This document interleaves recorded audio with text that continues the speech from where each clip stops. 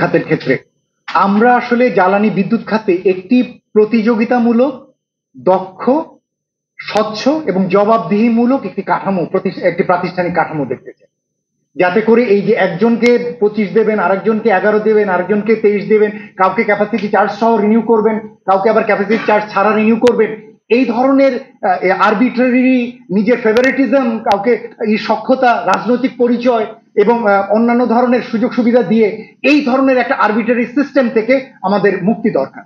এবং এটি হয়েছেই হলো ওই কুইক অ্যাক্টের সুবিধা নিয়ে, সুযোগ নিয়ে এটি করা হয়েছে। সুতরাং আমরা মনে করি যে আগামী দিনে আমরা যা চাই সেটি হলো একটি দক্ষ, প্রতিযোগিতা সক্ষম, স্বচ্ছ, জবাবদিহিমূলক এবং অন্তর্ভুক্তিমূলক একটি জ্বালানি বিদ্যুৎ খাত, যেখানে সবকিছু উন্মুক্ত থাকবে, প্রকাশ্য থাকবে এবং কেউ এখান থেকে বঞ্চিত হবে না, সেটি নিশ্চিত করাটি এখানে গুরুত্বপূর্ণ। সেটির একটি উদাহরণ আপনি এখানে দিলেন।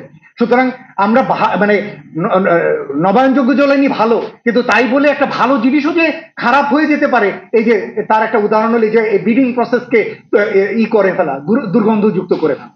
সুতরাং সেই জায়গাটি থেকে আমাদের মুক্তি পাওয়া দরকার। এটা হচ্ছে একটি দিক। হলো আপনারা নিজেরাও জানেন যে বাংলাদেশে নিজস্ব জ্বালানি কেন্দ্রিক যে লবি সরকারের ভিতরে এবং সরকারের বাইরে এত ব্যাপক, এত প্রবল, আমি তো ভিতরে ঢুকতে ঢুকতে গিয়ে আমি মাঝে মাঝে মনে হয়েছে যে এদের ক্ষমতা কত বড়, কত বিশাল এরা চলাফেরা করে, কতক্ষণ পর্যন্ত এদের ওঠানামা। সেটি দেখে আমার যেটি মনে হয়েছে যে এই ধরনের একটি লবি কিন্তু যে কোনো ভাবেই চাইবে বিকল্প যে কোনো ধরনের পরিবর্তনকে থামিয়ে দিতে, এবং তাদের এই চেষ্টাটা এখনো আছে।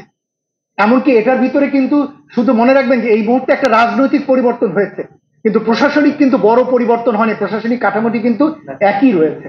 সুতরাং রাজনৈতিক নেতৃত্ব যদি প্রশাসনিক এই কাঠামোটিকে যদি উপযুক্তভাবে গাইড না করেন, তাহলে কিন্তু যে ধরনের পরিবর্তন তারা প্রত্যাশা করবেন তাদের সময়কালে, ওই ধরনের একটা পরিবর্তন কিন্তু এই প্রশাসনিক কাঠামোতে তারা নাও পেতে পারে, এমনকি উল্টো অনেকভাবে প্রতিবন্ধকতার সম্মুখীনও হতে পারে।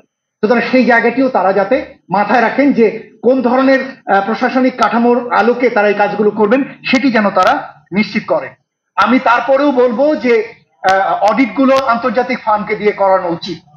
তার একটা কারণ বলি, আমরা বিপিসি গুলো, তার ট্রান্সমিশন ডিস্ট্রিবিউশন কোম্পানি রয়েছে, তাদের যে অডিট রিপোর্ট, এগুলো কিন্তু সবই বাংলাদেশের নাম করা কোম্পানিদের দিয়ে করানো। সুতরাং আপনি যখনই এগুলোকে পুনরায় রিভিউ করার কথা বলবেন, তখন এদের কাছেই আবার দ্বারস্থ হবেন। এবং বাংলাদেশে অডিট রিপোর্ট গুলো নিয়ে আন্তর্জাতিক পর্যায়ে কিন্তু যথেষ্ট সন্দেহ রয়েছে। সুতরাং আমরা যদি একটা নির্মোহ বিশ্লেষণ চাই, নির্মোহ যদি একটা পজিশন জানতে চাই এই কোম্পানিগুলো সম্পর্কে, এই সরকারি প্রতিষ্ঠান সম্পর্কে, তাহলে আন্তর্জাতিক প্রতিষ্ঠানকে গুলো দিয়ে যদি মূল্যায়ন করি, অন্তত আমরা কিছুটা হলেও স্বচ্ছ এবং নির্মোহ একটা অবস্থান বা পরিস্থিতি আমরা জানতে পারবো তাদের কাছ থেকে।